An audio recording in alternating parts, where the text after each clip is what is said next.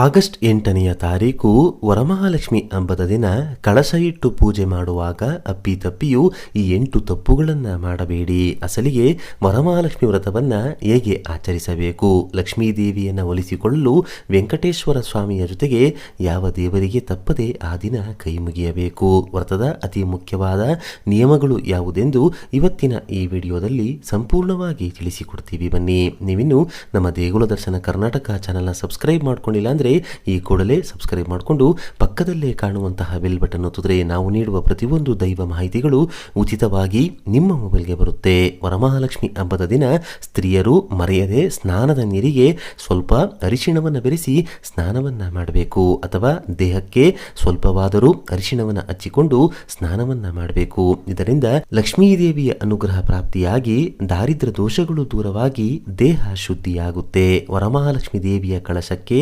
ಮುಖವಾಡ ಹಾಗೆಯೇ ಪೂಜೆ ಮಾಡಬೇಕೆಂದು ಶಾಸ್ತ್ರ ಹೇಳೋದಿಲ್ಲ. ಬದಲಾಗಿ ಭಕ್ತಿಯಿಂದ ಒಂದು ಕಳಶ ಇಟ್ಟು ತೆಂಗಿನಕಾಯಿಗೆ ಸಂಪೂರ್ಣ ಅರಿಶಿಣದಿಂದ ಅಲಂಕಾರ ಮಾಡಿ ಪೂಜಿಸಬಹುದು.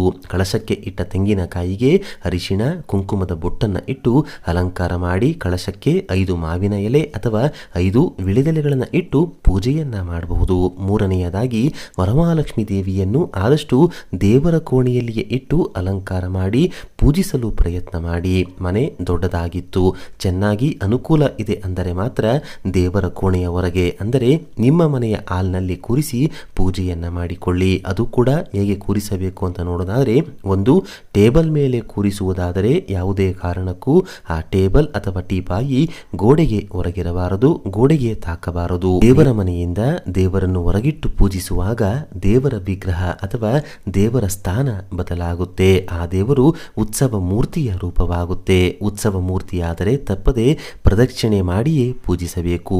ಮನೆಯಲ್ಲಿ ಯಾರು ವರಮಹಾಲಕ್ಷ್ಮಿ ದೇವಿಗೆ ಪೂಜೆಯನ್ನ ಮಾಡ್ತೀರೋ ನೀವು ಪ್ರದಕ್ಷಿಣೆ ಬರುವಷ್ಟು ಜಾಗವನ್ನಾದರೂ ಬಿಟ್ಟಿರಬೇಕು. ಮನೆ ಚಿಕ್ಕದಾಗಿದೆ, ಜಾಗ ಇಲ್ಲ ಅನ್ನೋದಾದ್ರೆ ದೇವರ ಕೋಣೆಯಲ್ಲಿಯೇ ಲಕ್ಷ್ಮೀ ದೇವಿಯನ್ನ ಕೂರಿಸಿ ಪೂಜೆಯನ್ನ ಮಾಡಿಕೊಳ್ಳಿ. ನಾಲ್ಕನೆಯದಾಗಿ ನೀವು ದೇವಿಗೆ ಬಳಸುವಂತಹ ಟೇಬಲ್ ಅಥವಾ ಟೀಪಾಯಿ ಮರದ್ದೇ ಆಗಿರಬೇಕು. ಆ ಟೇಬಲ್ ಕಬ್ಬಿಣದಾಗಿರಬಾರದು. ದೇವರನ್ನು ಕಬ್ಬಿಣದ ಲೋಹದ ಮೇಲೆ ಕೂರಿಸಿ ಪೂಜೆಯನ್ನ ಮಾಡಬಾರದು. ಐದನೆಯದಾಗಿ ಪ್ಲಾಸ್ಟಿಕ್ ವಸ್ತುಗಳನ್ನು ಬಳಸಿ ದೇವಿಗೆ ಆಗಿರ್ಬೋದು ಯಾವುದೇ ದೇವರಿಗಾಗಿರ್ಬೋದು ಅಲಂಕಾರ ಮಾಡಬಾರದು.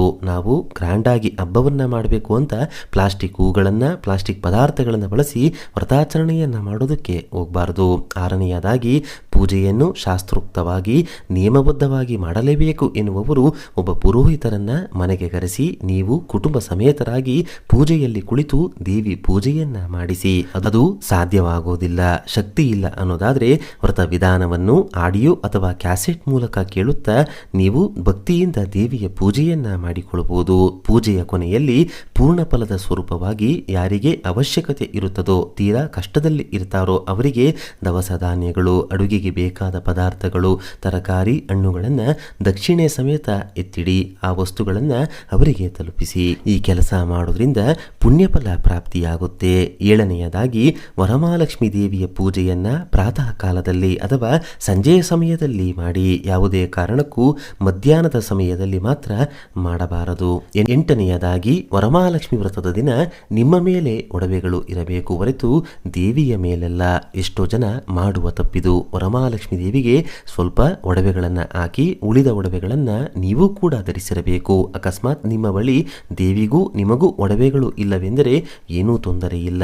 ಭಕ್ತಿಯೇ ಪೂಜೆಯಲ್ಲಿ ಪ್ರಧಾನವಾಗಿರಲಿ. ನಿಮ್ಮ ಭಕ್ತಿ ಶಕ್ತಿಯೇ ಪೂಜೆಗೆ ಒಡವೆಗಳಾಗಲಿ. ಬ್ಯಾಂಕ್ನಲ್ಲಿ ಇಟ್ಟಂತಹ ಒಡವೆಗಳನ್ನು ಸಾಲ ಮಾಡಿ ಬಿಡಿಸಿಕೊಂಡು ಬಂದು ವ್ರತಕ್ಕೆ ಬಳಸಬೇಡಿ. ವ್ರತಕ್ಕಾಗಿ ಯಾವುದೇ ಕಾರಣಕ್ಕೂ ಸಾಲ ಮಾಡಬೇಡಿ. ಒಂಬತ್ತನೆಯದಾಗಿ ವ್ರತ ಮಾಡುವಾಗ ಆತಂಕಗಳು ಇರಬಾರದು. ಕೋಪ ಮಾಡಿಕೊಂಡು ಬೇಜಾರು ಮಾಡಿಕೊಂಡು ವರಮಹಾಲಕ್ಷ್ಮಿ ದೇವಿ ಪೂಜೆಯನ್ನ ಮಾಡಬಾರದು.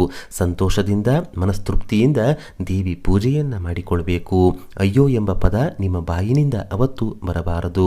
ಯಾರ ಮೇಲೂ ಕೂಗಾಡಿಕೊಂಡು ಸಿಡಿ ಸಿಡಿ ಎನ್ನುತ್ತಾ ದೇವಿಯ ಪೂಜೆಯನ್ನ ಮಾಡಬಾರದು.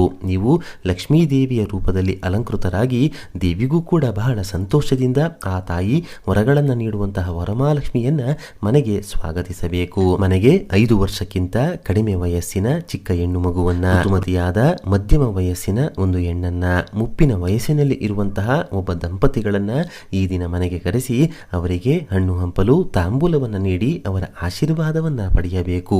ಈ 3 ವಯಸ್ಸಿನ ಹೆಣ್ಣು ಮಕ್ಕಳ ಪಾದವನ್ನ ತೊಳೆದು ನಿಮ್ಮ ಕೈನಿಂದ ಪಾದಕ್ಕೆ ಅರಿಶಿಣವನ್ನ ಹಚ್ಚಿ ಪಾದ ನಮಸ್ಕಾರ ಮಾಡಿಕೊಂಡರೆ ಮಹಾಲಕ್ಷ್ಮಿ ದೇವಿಯು ವಿವಿಧ ವರಗಳನ್ನು ಕೊಟ್ಟು ಅರಸುತ್ತಾಳೆ. ಜೊತೆಗೆ ವರಮಹಾಲಕ್ಷ್ಮಿ ಹಬ್ಬದ ದಿನ ಲಕ್ಷ್ಮಿ ಹಾಗೂ ವಿಷ್ಣು ದೇವರು ಇಬ್ಬರನ್ನ ಸ್ಮರಿಸಿಕೊಳ್ಳುವುದರ ಜೊತೆಗೆ ಮಹಾಶಿವ ಶಿವನನ್ನ ಸ್ಮರಿಸಿಕೊಳ್ಳಬೇಕು. ಏಕೆಂದರೆ ಶಿವನು ಈ ಲೋಕಕ್ಕೆ, ಈ ಪ್ರಪಂಚಕ್ಕೆ ಐಶ್ವರ್ಯವನ್ನ ನೀಡಲು ಕುಬೇರ ದೇವ ಹಾಗೂ ಮಹಾಲಕ್ಷ್ಮಿ ದೇವಿಯನ್ನ ನೇಮಿಸುತ್ತಾರೆ. ಆದ್ದರಿಂದ ಮಹಾಶಿವ, ಮಹಾಲಕ್ಷ್ಮಿ ಹಾಗೂ ವೆಂಕಟೇಶ್ವರ ಸ್ವಾಮಿ ಈ 3 ದೇವರನ್ನ ವರಮಹಾಲಕ್ಷ್ಮಿ ವ್ರತದ ದಿನ ತಪ್ಪದೆ ಸ್ಮರಿಸಿಕೊಂಡು ಪೂಜೆ ಮಾಡಿಕೊಳ್ಬೇಕು. ಇವಿಷ್ಟು ವಿಚಾರಗಳನ್ನ ಬಹಳ ವಿಶೇಷವಾಗಿ ಬ್ರಹ್ಮಾಂಡ ಗುರುಗಳು ಅದೆಷ್ಟೋ ವರ್ಷಗಳಿಂದ ತಿಳಿಸುತ್ತಲೇ ಬಂದಿದ್ದಾರೆ. ಅದನ್ನ ಜನರಿಗೆ ತಲುಪಿಸುವಂತಹ ಕೆಲಸವನ್ನ ಈ ವಿಡಿಯೋದ ಮೂಲಕ ನಾವು ಮಾಡ್ತಿದ್ದೀವಿ. ಮುಂದಿನ ವಿಡಿಯೋದಲ್ಲಿ ವರಮಹಾಲಕ್ಷ್ಮಿ ವ್ರತದ ಮತ್ತಷ್ಟು ಸಂದೇಹಗಳಿಗೆ ಉತ್ತರವನ್ನ ನೀಡ್ತೀವಿ. ನಿಮ್ಮ ಯಾವುದೇ ಪ್ರಶ್ನೆಗಳಿದ್ದರೆ ಕಾಮೆಂಟ್ನಲ್ಲಿ ನಮಗೆ ತಿಳಿಸಿ. ತಪ್ಪದೇ ಈ ವಿಡಿಯೋಗೆ ಒಂದು ಲೈಕ್ ಅನ್ನು ಕೊಟ್ಟು